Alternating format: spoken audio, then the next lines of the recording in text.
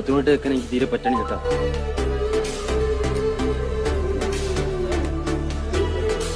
ചാമ്പ വാ ഷോട്ടാ മതി, ചാമ്പണ്ട അടിവിട്ടും. എന്റെ മാളയ്ക്ക്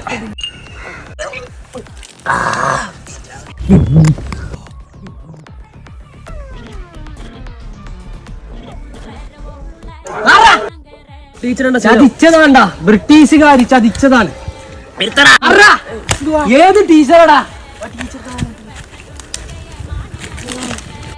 നീ? കള്ള്